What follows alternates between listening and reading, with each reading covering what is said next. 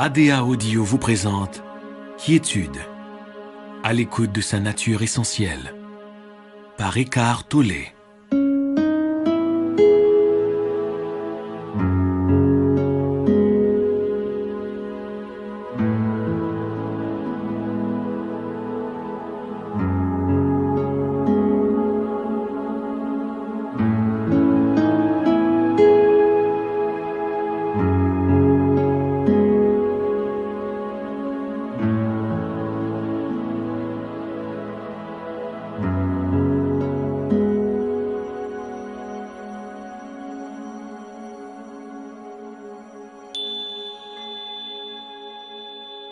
L'essence même de l'enseignement de ce livre audio ne se trouve pas dans les mots, mais en vous.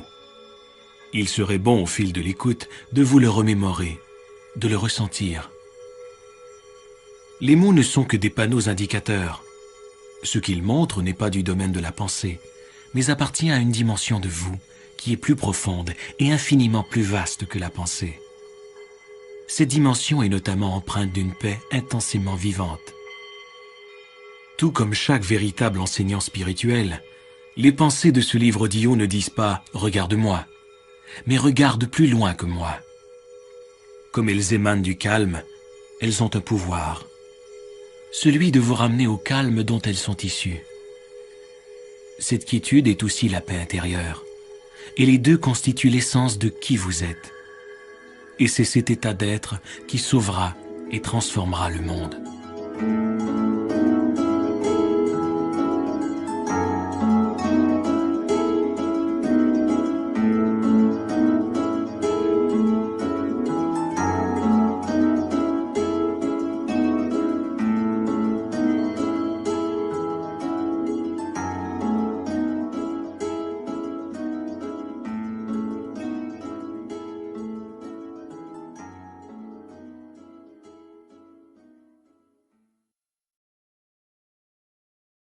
Quiétude. En perdant contact avec sa quiétude intérieure, c'est avec soi-même que l'on perd contact. En perdant contact avec soi-même, on se perd dans le monde. Le sentiment le plus intime de soi, de son essence, est inséparable du calme intérieur. C'est le « je suis » plus profond que le nom et la forme.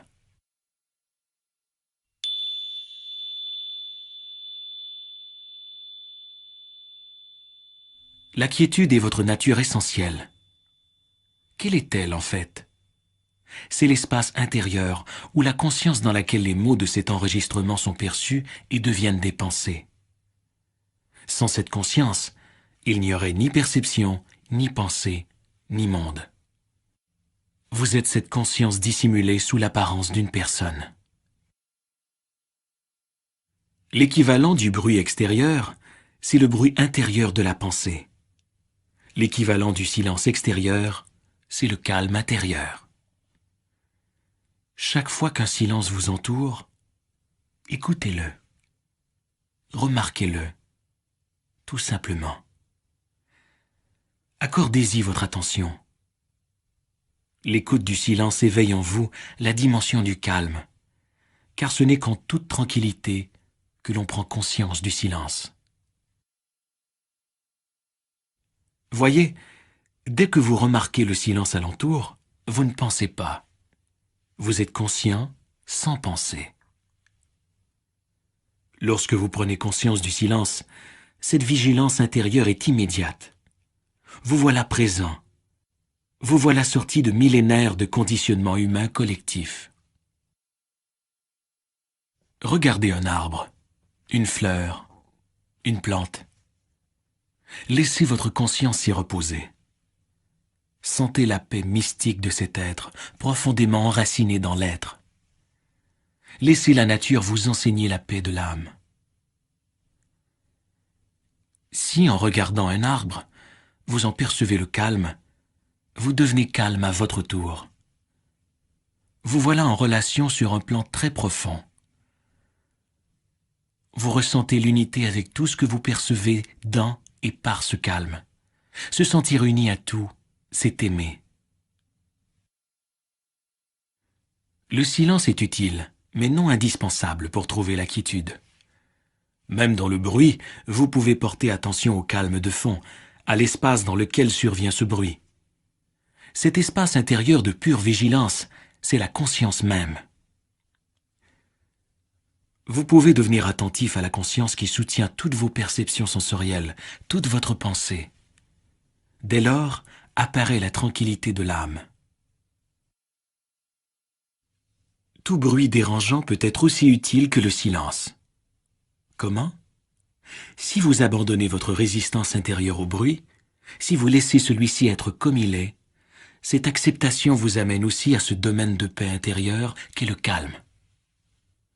Chaque fois que vous acceptez profondément ce moment tel qu'il est, quelle que soit sa forme, vous êtes calme, paisible.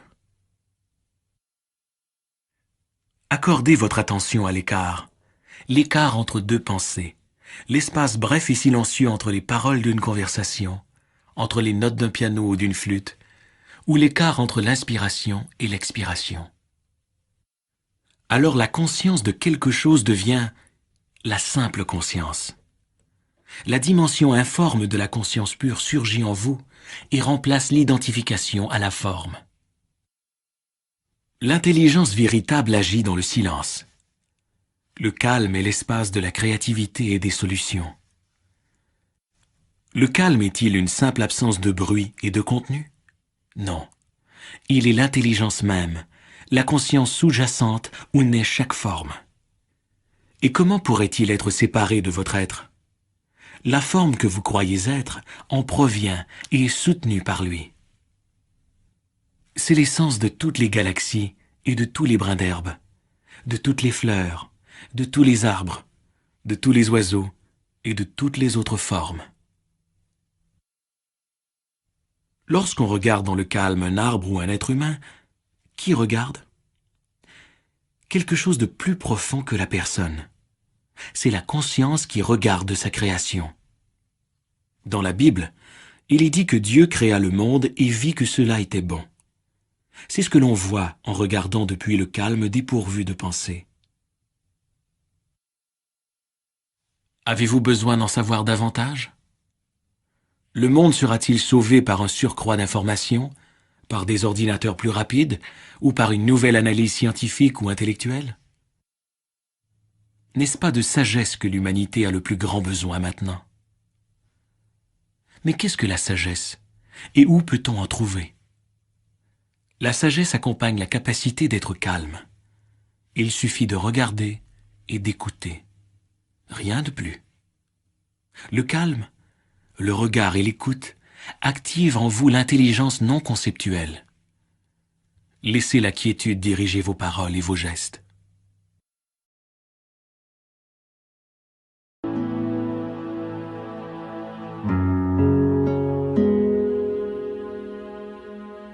Au-delà du mental. La condition humaine, c'est d'être immergé dans la pensée. La plupart des gens restent toute leur vie prisonniers des limites de leur pensée. Ils ne dépassent jamais un sentiment de soi personnalisé, construit par le mental et conditionné par le passé. Tout comme en chaque être humain, votre conscience comporte une dimension beaucoup plus profonde que la pensée. C'est votre essence même. On peut l'appeler présence, attention, conscience inconditionnée. Dans les enseignements anciens, c'est le Christ intérieur, votre nature de Bouddha. Découvrir cette dimension vous libère de votre petit moi, qui définit tout votre bagage et mène votre vie. L'amour, la joie, l'expansion créatrice et la paix intérieure durable ne peuvent pénétrer dans votre vie qu'à travers cette dimension inconditionnée de la conscience. Si vous reconnaissez, même par instant, que les pensées traversant votre esprit ne sont que des pensées, si vous observez vos schémas réactionnels à mesure qu'ils se produisent, alors cette dimension émerge déjà en vous. C'est la conscience dans laquelle surviennent les pensées et les émotions. C'est l'espace intérieur intemporel où se déploie le contenu de votre vie. Le flux de la pensée a une force énorme qui peut aisément vous emporter. Chaque pensée se donne tellement d'importance. Elle veut attirer toute votre attention. Voici une nouvelle pratique spirituelle à votre intention. Ne prenez pas vos pensées trop au sérieux.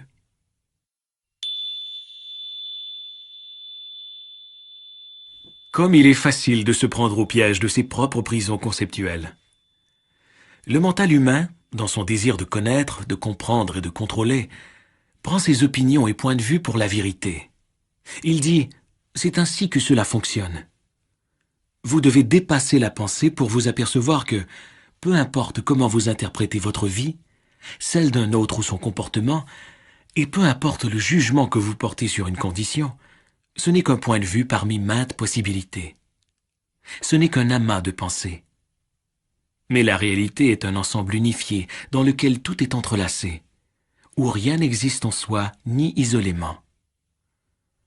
La pensée fait éclater la réalité. Elle la découpe en fragments conceptuels. Le mental, cet instrument utile et puissant, devient fort contraignant s'il s'empare totalement de votre vie, si vous ne voyez pas qu'il constitue un aspect négligeable de la conscience que vous êtes. Comme le mental dépend de l'insuffisance, il est toujours avide d'avoir davantage.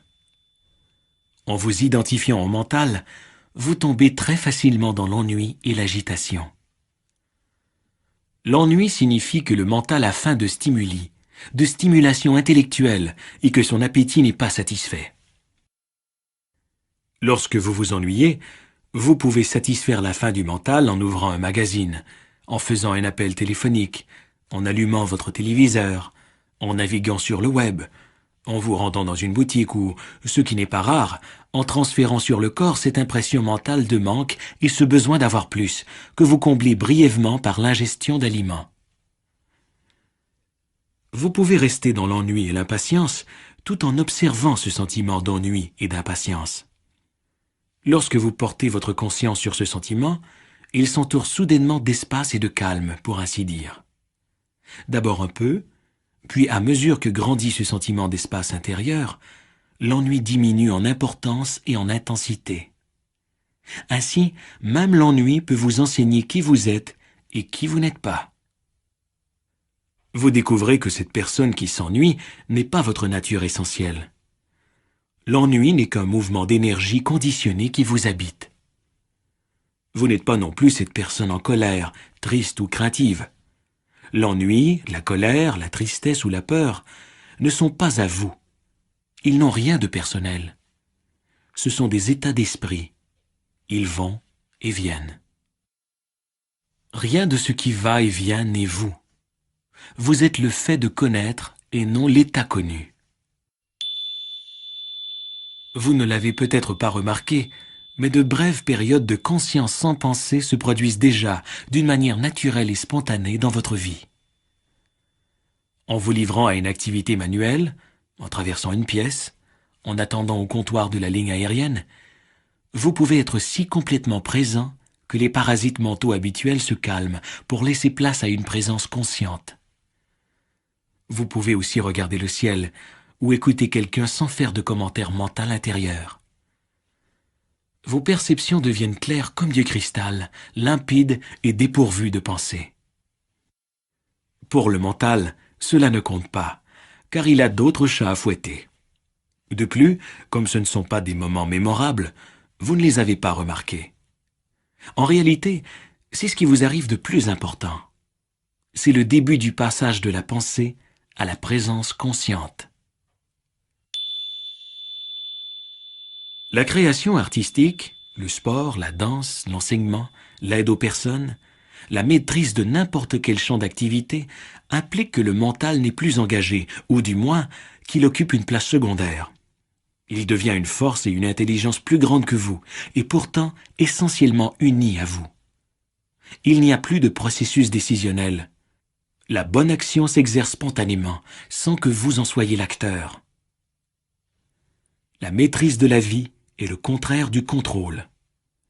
Vous vous alignez sur la conscience supérieure qui agit, parle, effectue le travail.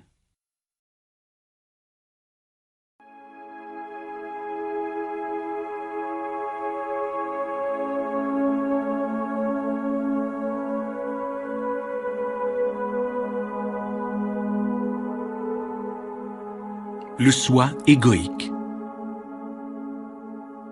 Le mental cherche constamment non seulement de quoi réfléchir, mais de quoi alimenter son identité, son sentiment de soi.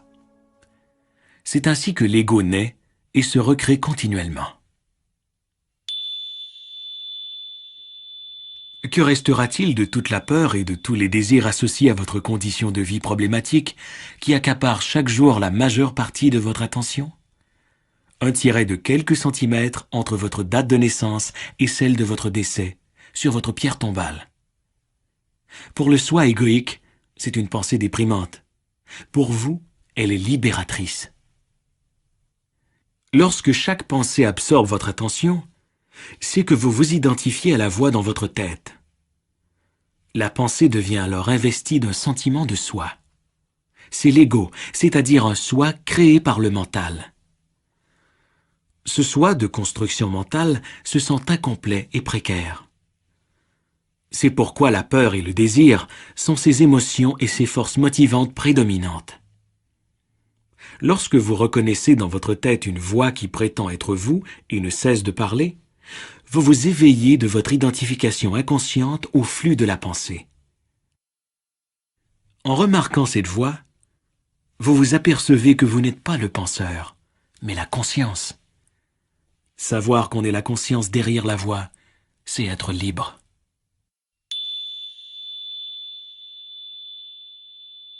En vivant selon l'ego, vous réduisez toujours l'instant présent à un moyen. Vous vivez pour l'avenir, et lorsque vous atteignez vos buts, ils ne vous satisfont pas, du moins pas pour longtemps. Lorsque vous accordez plus d'attention à ce que vous êtes en train de faire qu'au résultat final escompté, vous interrompez le vieux conditionnement égoïque. Votre action devient alors non seulement beaucoup plus efficace, mais infiniment plus épanouissante et joyeuse. Presque tout ego renferme au moins un élément de ce que l'on pourrait appeler l'identité de victime. Certaines personnes ont d'elles-mêmes une image de victime tellement forte que celle-ci devient le noyau central de leur ego. Le ressentiment et les griefs forment une part essentielle de leur sentiment de soi. Même si vos griefs sont complètement justifiés, vous vous êtes construit une identité comparable à une prison dont les barreaux sont constitués de formes pensées. Voyez ce que vous êtes en train de vous faire, ou plutôt ce que votre mental est en train de vous faire. Sentez votre attachement émotionnel à l'égard de votre récit de victime et prenez conscience de votre tendance compulsive à y penser ou à en parler. Soyez présent en tant que témoin de votre état intérieur. Vous n'avez rien à faire. Avec la conscience vient la transformation et la liberté. Les plaintes et la réactivité sont les schémas mentaux pour lesquels l'ego se renforce le plus volontiers. Chez bien des gens, l'activité mentale et émotionnelle consiste largement à se plaindre et à réagir à ceci ou à cela. Ce faisant, ils donnent tort aux autres et à une condition, et raison à eux-mêmes. En se donnant raison, on se sent supérieur, et en se sentant supérieur, on renforce son sentiment de soi. En réalité, bien sûr, on ne fait que renforcer l'illusion de l'ego. Pouvez-vous observer ces tendances en vous et reconnaître pour ce qu'elle est la voix qui se plaint dans votre tête? La structure même du soi égoïque comporte un besoin d'opposition, de résistance et d'exclusion, destiné à maintenir le sentiment de séparation dont dépend sa survie. C'est donc moi contre l'autre, nous contre eux. L'ego a besoin d'un conflit avec quelque chose ou quelqu'un. Cela explique pourquoi on recherche la paix, la joie et l'amour sans pouvoir les tolérer très longtemps. On prétend vouloir le bonheur, mais on est accroché au malheur. En définitive, votre malheur ne vient pas de votre condition de vie, mais du conditionnement de votre esprit. Entretenez-vous des sentiments de culpabilité à propos d'une chose que vous avez faite ou non dans le passé? Une chose est sûre, vous avez agi en fonction de votre conscience, ou plutôt inconscience, de l'époque. Une plus grande conscience vous aurait permis d'agir différemment.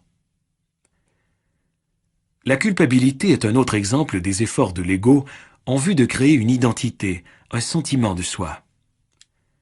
Que ce dernier soit positif ou négatif importe peu à l'ego. Ce que vous avez fait ou non était une manifestation de l'inconscience humaine. Mais l'ego la personnalise en disant « j'ai fait cela » et vous en retenez une mauvaise image mentale de vous. Tout au long de l'histoire, les humains se sont mutuellement infligés d'innombrables actes de violence, cruels et blessants, et continuent ainsi. Faut-il les condamner? Sont-ils tous coupables? Ou ces gestes sont-ils de simples expressions de l'inconscience, un stade de l'évolution que nous sommes à dépasser? Les paroles de Jésus « Pardonnez-leur car ils ne savent pas ce qu'ils font » s'appliquent aussi à vous-même.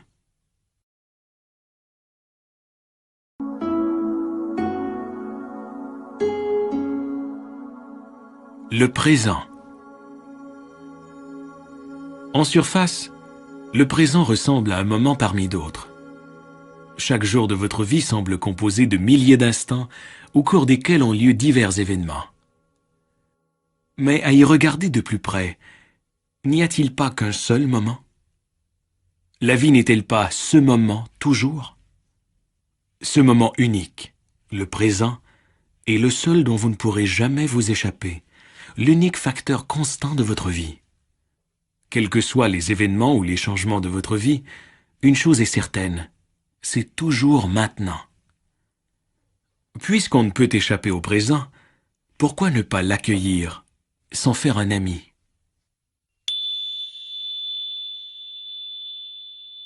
Lorsque vous devenez l'ami du moment présent, vous voilà à l'aise partout. Lorsque vous ne vous sentez pas à l'aise dans le présent, où que vous alliez, vous portez ce malaise avec vous. Le moment présent est comme il est. La division de la vie en passé, présent et futur est une construction mentale et en définitive illusoire. Le passé et le futur sont des formes pensées, des abstractions mentales. On ne peut se rappeler le passé que maintenant. Ce que vous vous rappelez est un événement survenu dans le présent, que vous vous rappelez maintenant. Le futur, lorsqu'il arrive, est le présent. Donc, tout ce qui est réel, la seule chose à jamais se produire, c'est vraiment le présent. En définitive, vous ne devenez responsable de la vie qu'en assumant la responsabilité de cet instant, maintenant. Voilà pourquoi le présent est le seul espace de vie. Prendre la responsabilité de cet instant, ce n'est pas s'opposer intérieurement à la forme qu'adopte le présent, ne pas discuter avec ce qui est, mais bien plutôt s'aligner sur la vie. Le présent est ainsi parce qu'il ne peut en être autrement. Ce que les bouddhistes ont toujours su, les physiciens le confirment à présent. Il n'y a ni objet, ni événement isolé. Sous l'apparence superficielle, tout est interrelié, tout fait partie de la totalité du cosmos, qui a suscité la forme que prend cet instant. En acquiesçant à ce qui est, vous vous alignez sur le pouvoir et l'intelligence de la vie même. Alors seulement, vous pouvez devenir un agent de changement positif dans le monde. Une pratique spirituelle simple mais radicale consiste à accepter tout ce qui survient dans le présent, en soi et en dehors. Dès que vous entrez dans le présent avec votre attention, vous réalisez que la vie est sacrée. Lorsque vous êtes présent, tout ce que vous percevez a un caractère sacré. Plus vous vivez dans le présent, plus vous ressentez la joie simple mais profonde de l'être et du caractère sacré de toute vie. Les pensées, les émotions, les perceptions sensorielles et toutes vos expériences composent le contenu de votre vie. Ma vie, c'est ce dont vous tirez votre sentiment de soi, et ma vie, c'est du contenu, ou du moins ce que vous croyez. Vous négligez continuellement l'évidence même. Votre sens le plus intime du « je suis » n'a rien à voir avec ce qui se passe dans votre vie, ni avec son contenu. Ce sentiment de « je suis » est uni au présent. Il est toujours le même.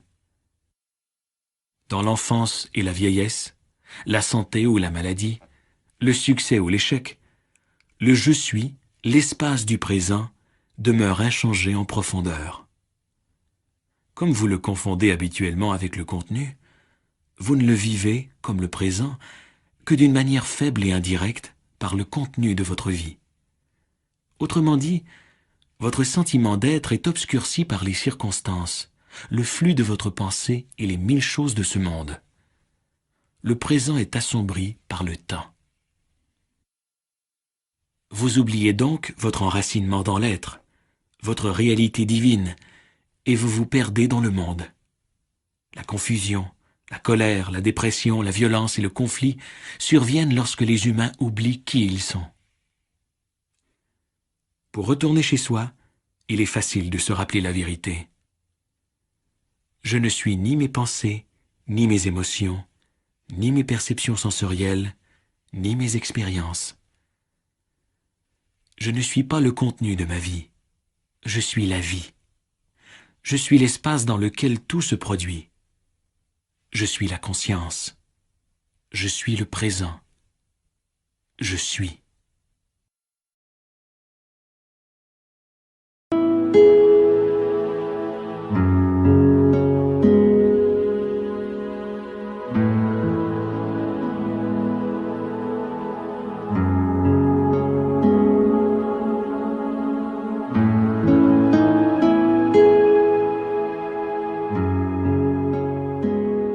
Votre nature véritable. Le présent est inséparable de votre nature la plus profonde.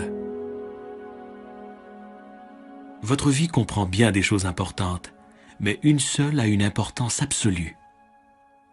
Votre réussite aux yeux du monde a de l'importance. Votre santé aussi, de même que votre éducation. Le fait d'être riche ou pauvre a de l'importance. Cela établit certainement une différence dans votre vie. Oui, tout cela a une importance relative, mais aucune importance absolue. Une chose compte plus que tout cela. Le fait de découvrir votre essence par-delà cette éphémère entité, ce fugace sentiment de soi personnalisé. Vous ne trouverez pas la paix en réorganisant votre condition de vie, mais en prenant conscience de qui vous êtes sur le plan le plus profond. La réincarnation ne réglera rien si, au cours de votre prochaine vie, vous ne savez pas encore qui vous êtes. La plupart des choses de la vie exigent du temps. Apprendre une nouvelle technique, construire une maison, devenir un expert, préparer une tasse de thé. Mais le temps est inutile à la chose la plus essentielle de la vie, la seule qui importe vraiment, l'accomplissement, soit le fait de savoir qui vous êtes par-delà l'être de surface, par-delà votre nom, votre forme physique, votre passé, votre histoire. Vous ne pouvez vous trouver ni dans le passé, ni dans le futur. Cela n'est possible que dans le présent. Les personnes en quête spirituelle cherchent l'accomplissement et l'illumination dans l'avenir. Une quête spirituelle implique le fait d'avoir besoin du futur. Si c'est ce que vous croyez, vous aurez vraiment besoin du temps, jusqu'à ce que vous voyiez que vous n'en avez pas besoin pour être qui vous êtes. Lorsque vous savez qui vous êtes vraiment, un sentiment de paix durable et vivant s'installe. On pourrait l'appeler la joie, car c'est bien la nature de celle-ci, une paix vivante et vibrante. C'est la joie de reconnaître en soi l'essence de la vie, celle qui précède la forme. C'est la joie d'être qui on est vraiment. La vie de la plupart des gens est menée par le désir et la peur. Le désir, c'est le besoin de vous donner quelque chose qui vous permettra d'être davantage vous-même.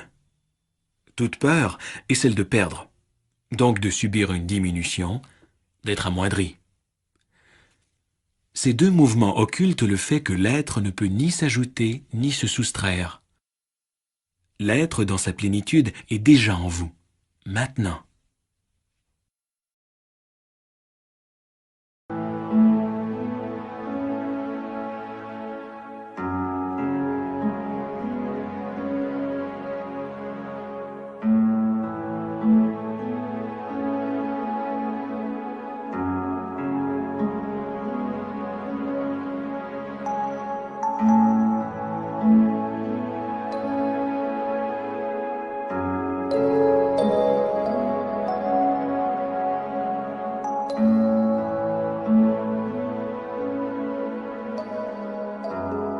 L'acceptation et le lâcher-prise.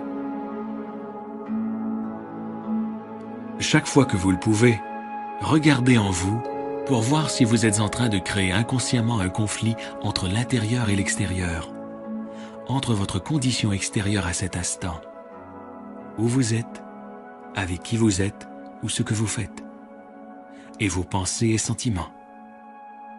Sentez-vous à quel point il est pénible de s'opposer intérieurement à ce qui est?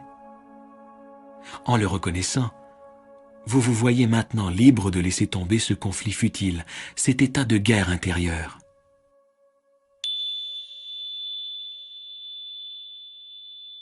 Est-il vraiment nécessaire d'étiqueter chaque perception et expérience sensorielle?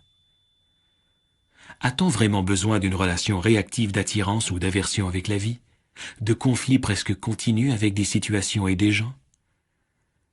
Ou bien est-ce qu'une habitude mentale que l'on peut rompre? Non pas en faisant quelque chose, mais en laissant ce moment être comme il est.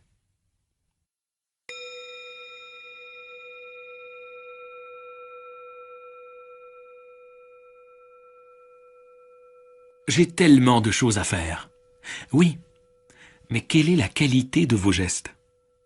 En vous rendant au travail, en parlant à des clients, en travaillant à l'ordinateur, en effectuant des courses, en vous occupant des innombrables composantes de votre quotidien, êtes-vous pleinement dans ce que vous faites? Vos agissements sont-ils marqués par le lâcher-prise ou par la rigidité? C'est cela qui détermine votre succès dans la vie, et non la quantité de vos efforts.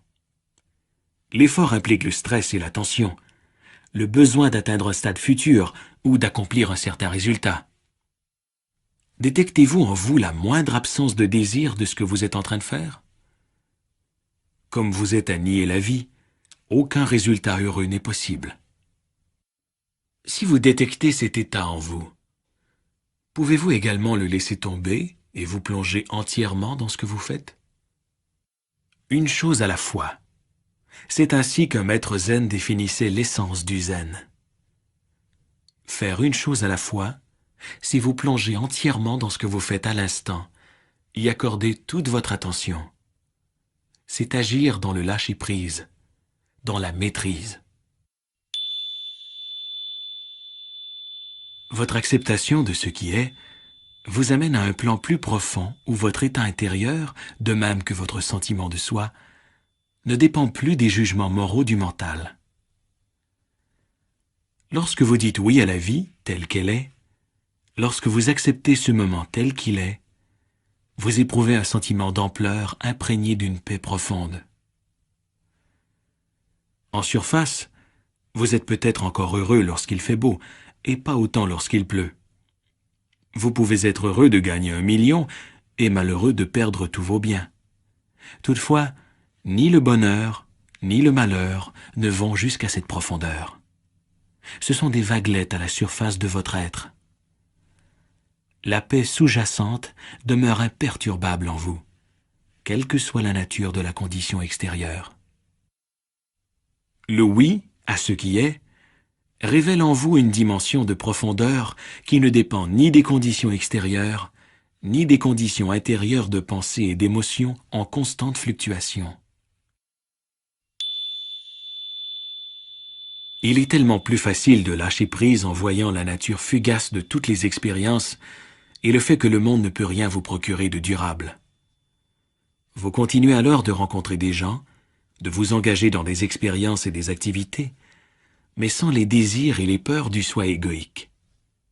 En somme, vous n'exigez plus qu'une situation, qu'une personne, qu'un lieu ou qu'un événement vous satisfasse ou vous rende heureux.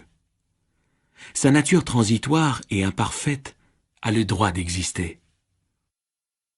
Et le miracle, c'est que lorsque vous n'exigez plus rien, chaque situation, chaque personne, chaque endroit ou événement devient non seulement satisfaisant, mais aussi plus harmonieux, plus paisible. Le lâcher-prise vient lorsque vous ne demandez plus « Pourquoi cela m'arrive-t-il » Un bien profond se cache même dans la situation la plus inacceptable et la plus pénible en apparence, et tout désastre renferme le germe de la grâce. Au cours de l'histoire, des hommes et des femmes ont, devant une grande perte, une maladie, une incarcération ou une mort imminente, accepté ce qui semblait inacceptable, découvrant ici la paix insondable. Accepter l'inacceptable est la plus grande source de grâce en ce monde. Dans certaines situations, toutes les réponses et les explications échouent. La vie n'a plus aucun sens. Ou quelqu'un en détresse vous demande de l'aide et vous ne savez pas que faire ou dire. Lorsque vous acceptez pleinement de ne pas savoir, vous cessez de lutter pour trouver des réponses dans les limites du mental. Et c'est alors qu'une intelligence plus vaste peut agir par votre intermédiaire. Même la pensée est susceptible d'en bénéficier, car l'intelligence plus vaste peut y affluer pour l'inspirer. Parfois, lâcher prise signifie cesser de comprendre et se sentir à l'aise dans le fait de ne pas savoir.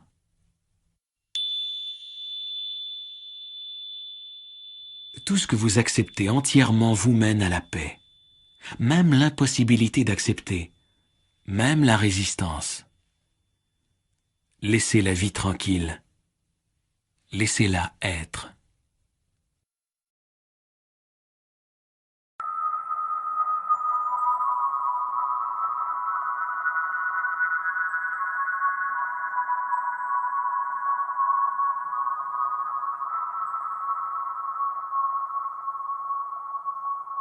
La nature. Notre survie matérielle n'est pas notre seule forme de dépendance de la nature. Cette dernière doit également nous indiquer le chemin du retour, la sortie de la prison du mental. Nous nous sommes perdus dans l'action, la pensée, le souvenir, l'anticipation, dans un labyrinthe complexe et un monde de problèmes. Nous avons oublié ce que les pierres, les plantes et les animaux savent encore. Nous avons oublié comment être calmes, nous-mêmes, être là où se trouve la vie, ici et maintenant.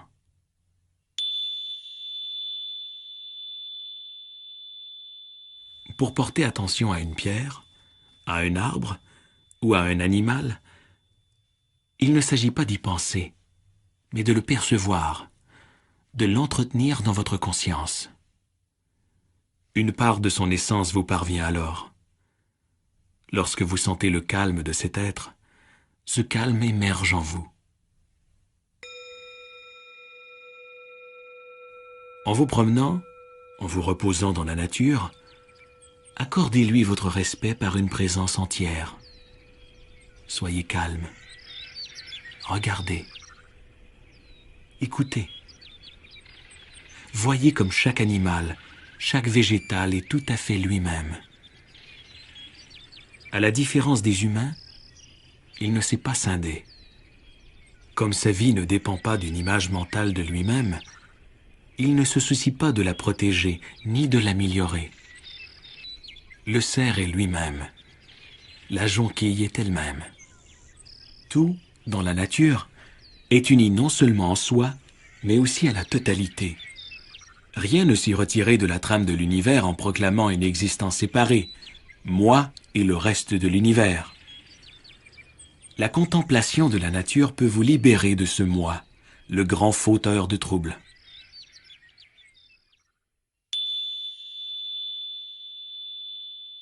Le caractère enjoué et joyeux d'un chien, son amour inconditionnel et son empressement à célébrer la vie à tout moment contrastent fortement avec l'état intérieur de son propriétaire, déprimé, anxieux, soucieux, perdu dans sa pensée, absent du seul lieu et du seul temps qui soit, ici et maintenant.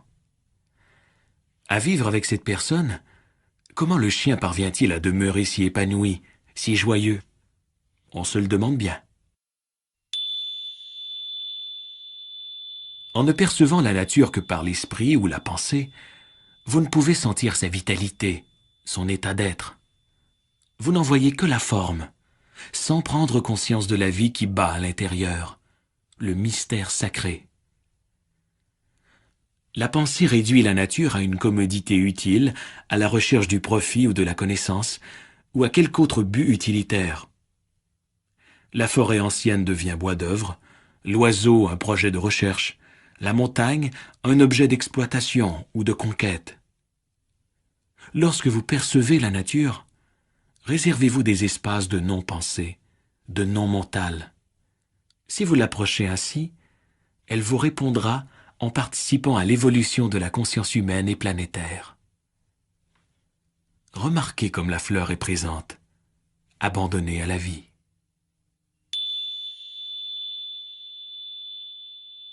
L'air que vous respirez est la nature, tout comme le processus même de la respiration. Portez attention à votre respiration et prenez conscience du fait que vous n'y êtes pour rien. C'est la respiration de la nature. Si vous deviez vous rappeler de respirer, vous mourriez bientôt. Si vous tentiez d'arrêter de respirer, la nature prévaudrait. La façon la plus intime et la plus forte de vous relier à la nature consiste à prendre conscience de votre respiration et à apprendre à y maintenir votre attention. C'est salutaire et profondément valorisant. La conscience passe alors du monde conceptuel de la pensée au domaine intérieur de la conscience inconditionnée. Seul le calme intérieur vous donne accès au calme des pierres, des plantes et des animaux. Lorsque votre mental bruyant se retire, vous pouvez vous relier profondément à la nature et dépasser le sentiment de séparation créé par l'excès de pensée. La pensée est un stade de l'évolution de la vie. La nature baigne dans un calme innocent, préalable à la venue de la pensée.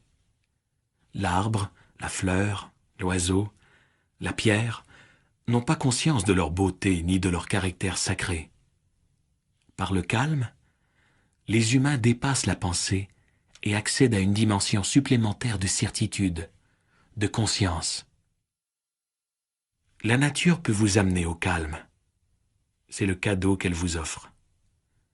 Lorsque vous l'apercevez et la rejoignez dans le champ de calme, ce champ s'imprègne de votre conscience. C'est votre cadeau à la nature. Par vous, la nature prend conscience d'elle-même. Elle vous a attendu, pour ainsi dire, pendant des millions d'années.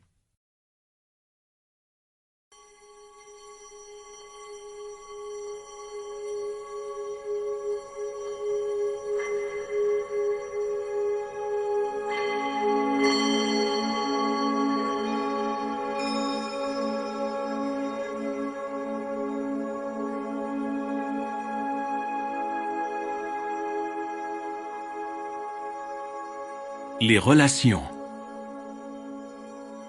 Comme nous sommes prompts à former une opinion sur une personne, à la juger, il est satisfaisant pour le mental égoïque de classer un autre humain, de lui accoler une identité conceptuelle, de prononcer sur lui un jugement vertueux. Chaque être humain est conditionné à penser et à se comporter de certaines façons, généralement par des expériences vécues dans l'enfance et par son environnement culturel. Vous ne voyez pas l'essence de cette personne, mais son apparence. En jugeant quelqu'un, vous confondez sa nature avec ses schémas mentaux conditionnés. Cette attitude est en soi un schéma profondément conditionné et inconscient. Vous lui attribuez une identité conceptuelle et fausse qui devient une prison non seulement pour lui, mais aussi pour vous-même. Ne plus juger une personne, ce n'est pas de ne pas voir ses gestes. C'est reconnaître que son comportement correspond à une forme de conditionnement et que vous la voyez et l'acceptez ainsi. Ce n'est pas lui fabriquer une identité.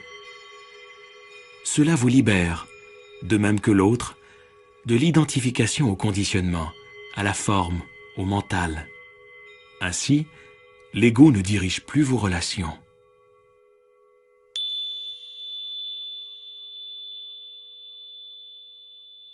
Tant que l'ego dirige votre vie, la plupart de vos pensées, de vos émotions et de vos gestes émanent du désir et de la peur. Alors, dans les relations, vous désirez ou craignez quelque chose de l'autre. Ce que vous voulez de lui, c'est peut-être le plaisir ou le gain matériel, la reconnaissance, des louanges ou de l'attention, ou un renforcement de votre sentiment de soi par la comparaison et l'affirmation que vous êtes supérieur à lui, du point de vue de l'être, de l'avoir ou des connaissances. Ce que vous craignez, c'est le contraire, qu'il puisse d'une façon ou d'une autre diminuer votre sentiment de soi. Lorsque vous focalisez votre attention sur le moment présent, au lieu d'en faire usage comme d'un simple moyen, vous dépassez l'ego et l'impulsion inconsciente d'utiliser les gens pour vous mettre en valeur à leurs dépens. En accordant toute votre attention à votre interlocuteur, vous écartez de la relation le passé et le futur, sauf pour des questions pratiques.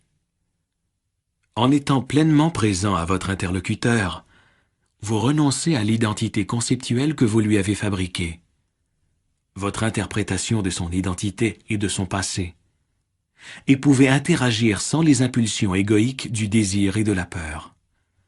La clé, c'est l'attention, qui est la quiétude éveillée.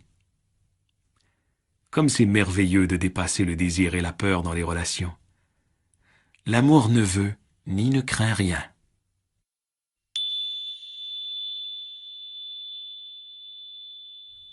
Si son passé était le vôtre, sa douleur la vôtre, son niveau de conscience le vôtre, vous penseriez et agiriez exactement comme lui. Avec cette prise de conscience viennent le pardon, la compassion, la paix. L'ego n'aime pas entendre cela, car s'il ne peut plus être réactif et vertueux, il perd de sa force.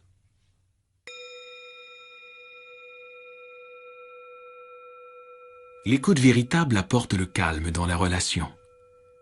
Lorsque vous écoutez vraiment, la dimension du calme émerge, devenant un aspect essentiel de la relation. Mais l'écoute véritable est un talent rare. Habituellement, une personne accorde une grande part de son attention à sa pensée. Au mieux, elle peut évaluer vos paroles ou préparer son prochain propos, ou elle n'écoute peut-être pas du tout, perdue dans ses propres pensées. L'écoute véritable dépasse largement la perception auditive.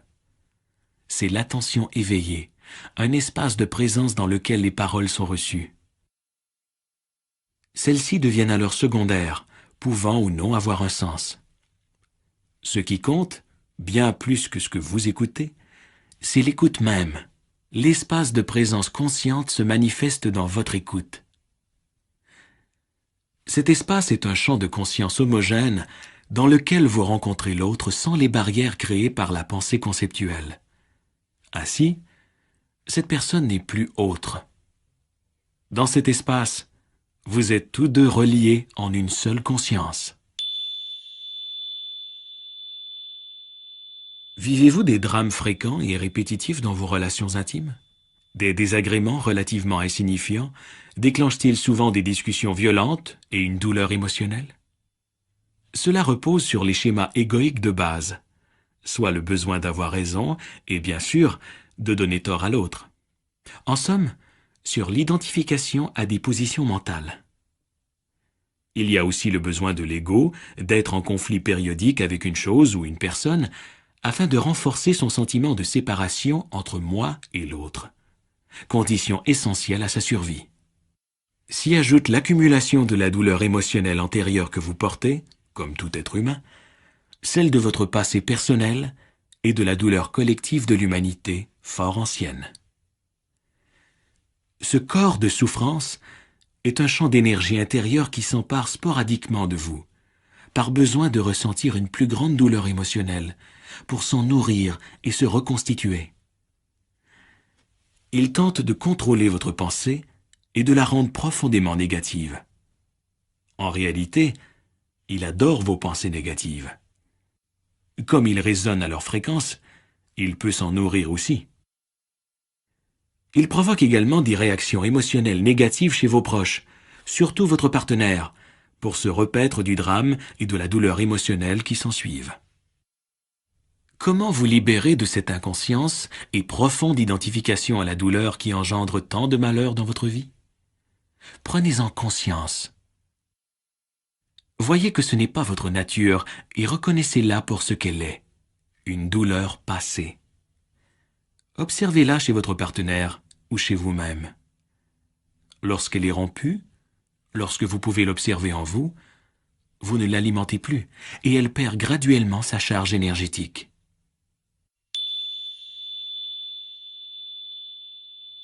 L'interaction humaine peut être un enfer ou une grande pratique spirituelle.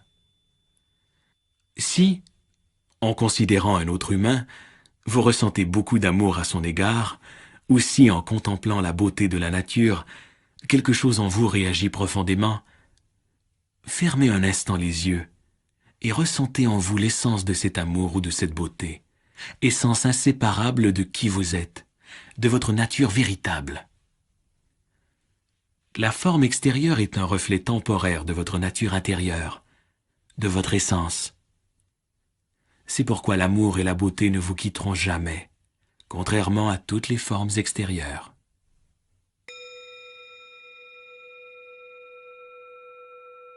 Lorsque vous rencontrez quelqu'un, ne serait-ce que brièvement, reconnaissez-vous son être en lui accordant toute votre attention, ou bien le réduisez-vous à un simple moyen, à une fonction ou un rôle?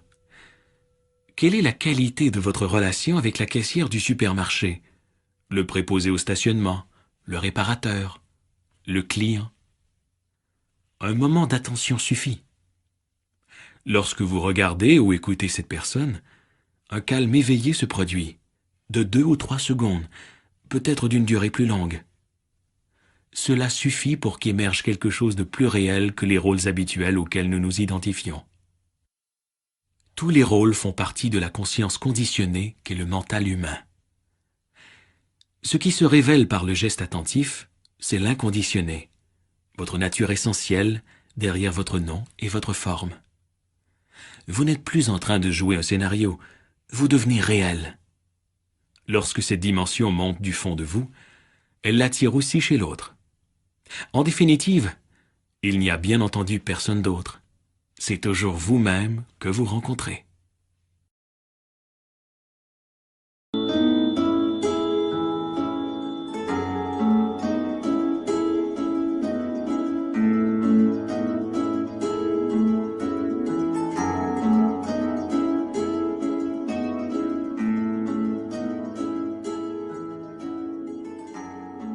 La mort et l'éternel. En marchant dans une forêt qui n'a été ni domestiquée, ni dérangée par l'homme, non seulement vous verrez une vie abondante tout autour de vous, mais vous rencontrerez aussi à chaque pas des arbres tombés, des troncs et des feuilles en train de pourrir et de la matière décomposée. Partout où vous regarderez, vous trouverez la vie aussi bien que la mort. En y regardant de plus près, toutefois, vous découvrirez que le tronc et les feuilles en décomposition non seulement donnent naissance à une nouvelle vie, mais sont eux-mêmes pleins de vie, puisque des micro-organismes y travaillent, des molécules se réorganisent. La mort ne se trouve donc nulle part. Il n'y a que la métamorphose des formes de vie. Quelle leçon pouvez-vous en tirer? La mort n'est pas le contraire de la vie. La vie n'a pas de contraire. Le contraire de la mort est la naissance. La vie est éternelle.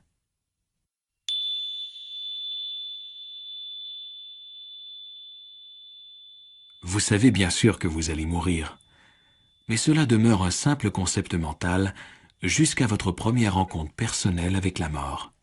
Une grave maladie, ou un accident qui vous arrive, ou afflige un proche, ou le décès d'un être aimé. La mort entre alors dans votre vie en tant que conscience de votre propre mortalité. La plupart des gens s'en détournent par peur, mais si vous ne branchez pas et affrontez la fugacité de votre corps qui pourrait se dissoudre à tout moment, vous parvenez à un certain degré de désidentification, même léger, de votre forme physique et psychologique, le moi. Lorsque vous voyez et acceptez la nature transitoire de toutes les formes de vie, un étrange sentiment de paix s'installe en vous.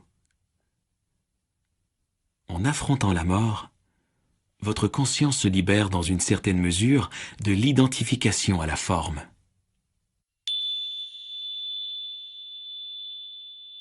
Chaque fois qu'une perte profonde survient dans votre vie, celle de vos biens, de votre maison, d'une relation intime, ou celle de votre réputation, de votre travail, ou de vos capacités physiques, quelque chose meurt en vous.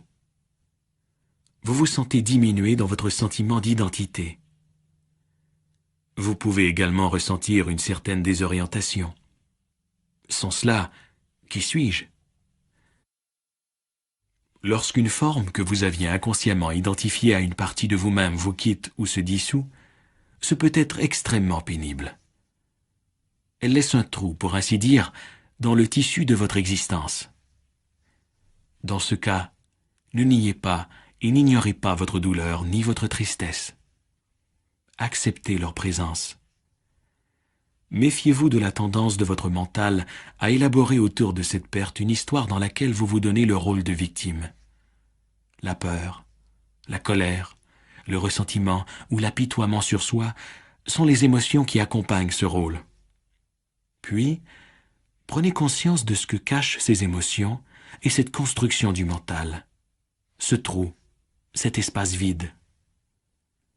Pouvez-vous affronter et accepter cet étrange sentiment de vide? Le cas échéant, vous découvrirez peut-être que cet espace n'est pas si terrifiant. Vous aurez peut-être la surprise de constater qu'une paix en émane. Chaque fois que la mort survient, qu'une forme de vie se dissout, Dieu, l'informe et le non manifesté, rayonnent par l'ouverture laissée par la forme en dissolution. Voilà pourquoi la mort est ce qu'il y a de plus sacré dans la vie.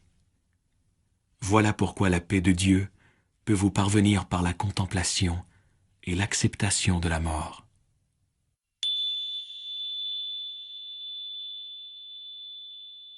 Comme chaque expérience humaine est éphémère, comme nos vies sont fugaces, y a-t-il quelque chose qui ne soit pas sujet à la naissance et à la mort? Quelque chose d'éternel? Réfléchissez. S'il n'y avait qu'une seule couleur, disons le bleu, et que le monde entier, avec tout ce qu'il comprend, était bleu, il n'y aurait pas de bleu. Pour que l'on puisse reconnaître le bleu, il doit y avoir quelque chose qui ne l'est pas. Autrement, il ne ressortirait pas, il n'existerait pas. De même, ne faut-il pas quelque chose qui n'est ni fugace ni transitoire pour que soit reconnue la fugacité de toute chose? Autrement dit, si tout était transitoire, y compris vous-même, le seriez-vous? Puisque vous avez conscience de la nature éphémère de toutes les formes, y compris la vôtre, et que vous pouvez l'observer, n'est-ce pas un signe que quelque chose en vous n'est pas sujet à la décomposition? À 20 ans, vous avez conscience de la force et de la vigueur de votre corps. 60 ans plus tard, vous avez conscience de sa faiblesse et de sa vieillesse. Votre pensée a peut-être changé, elle aussi, depuis vos 20 ans, mais la conscience de la jeunesse ou de la vieillesse du corps, ou du changement de votre pensée, n'a subi, elle, aucune modification. Cette conscience, c'est l'éternel en vous. La conscience même, c'est la vie, une et sans forme. Pouvez-vous la perdre? Non, car c'est ce que vous êtes. Juste avant de mourir, certaines personnes deviennent profondément paisibles et presque lumineuses, comme si quelque chose luisait à travers la forme en dissolution. Il arrive parfois que des gens très malades ou vieux deviennent en quelque sorte presque transparents au cours des ultimes semaines, mois ou même années de leur vie. Lorsqu'ils vous regardent, vous voyez une lueur dans leurs yeux.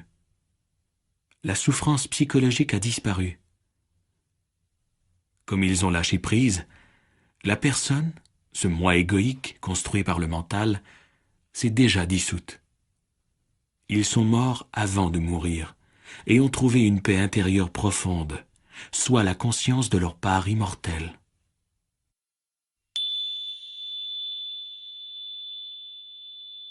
La mort n'est pas une anomalie, ni l'événement le plus terrible de tous, comme la culture moderne voudrait vous le faire croire, mais la chose la plus naturelle du monde, inséparable de son autre polarité, la naissance, tout aussi naturelle. Rappelez-vous cela lorsque vous accompagnerez un mourant. C'est un grand privilège et un geste sacré que d'assister à la mort de quelqu'un, en tant que témoin et compagnon. Lorsque vous accompagnez un mourant, ne niez aucun aspect de cette expérience. Ne niez pas ce qui est en train de se passer, ni vos sentiments. Reconnaître que vous ne pouvez rien faire peut vous donner un sentiment de désespoir, de tristesse ou de colère. Acceptez ce que vous ressentez. Puis, faites un pas de plus. Acceptez votre impuissance. Acceptez-la complètement. Vous ne dominez pas la situation.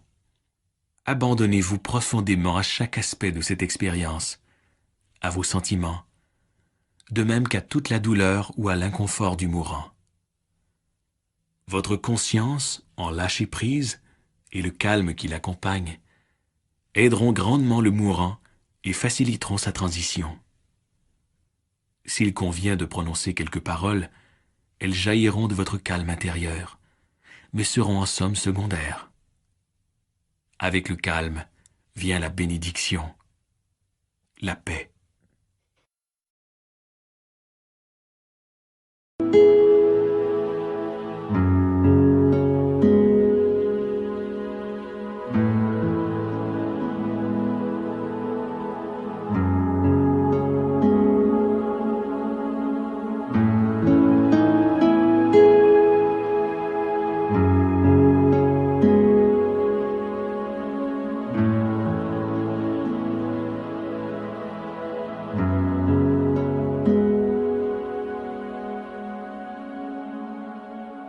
La souffrance et sa disparition. Tout est en interrelation. Aucun événement n'est isolé, sinon en apparence. Dans la plupart des cas, nous n'avons pas la moindre idée du rôle qu'un événement apparemment insignifiant peut jouer au sein de la totalité du cosmos. Mais la reconnaissance de son inévitabilité dans l'immensité de l'ensemble peut vous amener à accepter intérieurement ce qui est, et ainsi vous réaligner sur l'entièreté de la vie.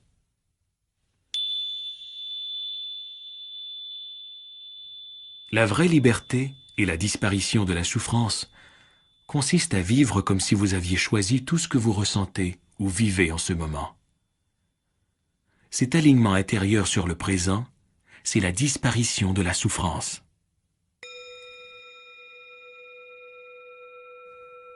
La souffrance est-elle nécessaire?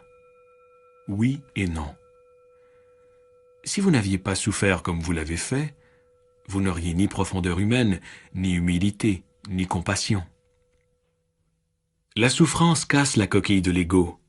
La souffrance est nécessaire, jusqu'à ce que vous preniez conscience de son inutilité. Beaucoup de souffrances et de malheurs surviennent lorsque vous tenez pour vrai chaque pensée qui vous vient en tête. Ce ne sont pas les situations qui vous rendent malheureux. Elles peuvent vous causer de la douleur physique, mais sans plus. Ce sont vos pensées qui vous rendent malheureux, dans vos interprétations, les histoires que vous vous racontez. Les pensées que j'ai à présent me rendent malheureux. Cette seule prise de conscience rompt votre identification inconsciente à ces pensées.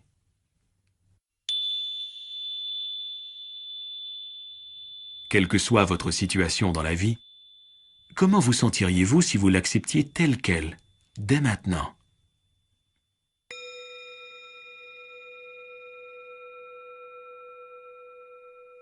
Bien des formes de souffrance, subtiles ou moins subtiles, sont si normales qu'on ne les reconnaît pas habituellement comme étant de la souffrance. Elles peuvent même donner l'impression d'être satisfaisantes pour l'ego. L'irritation, l'impatience, la colère, un ennui avec quelque chose ou quelqu'un, le ressentiment, le fait de se plaindre. Vous pouvez apprendre à reconnaître toutes ces formes de souffrance à mesure qu'elles se présentent et savoir, en ce moment, je suis en train de me faire souffrir. Si vous avez l'habitude de vous faire souffrir, vous êtes probablement à faire souffrir les autres aussi. Ces schémas mentaux inconscients ont tendance à disparaître lorsqu'on les rend conscients, lorsqu'on en prend conscience dès qu'ils surviennent. Vous ne pouvez à la fois être conscient et vous faire souffrir.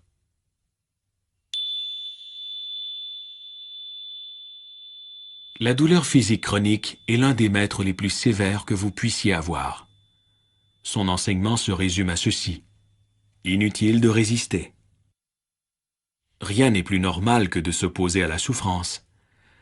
Mais si vous pouvez laisser tomber cette opposition, et plutôt permettre à la douleur d'exister, vous remarquerez peut-être une subtile séparation intérieure par rapport à la douleur, un espace entre vous et elle, pour ainsi dire. Cela signifie une souffrance consciente, volontaire. Lorsque vous souffrez consciemment, la douleur physique peut rapidement consumer l'ego en vous, puisque ce dernier est surtout fait de résistance. Il en va de même pour l'incapacité physique extrême. Lorsque vous offrez votre souffrance à Dieu, c'est une autre façon d'exprimer la même chose.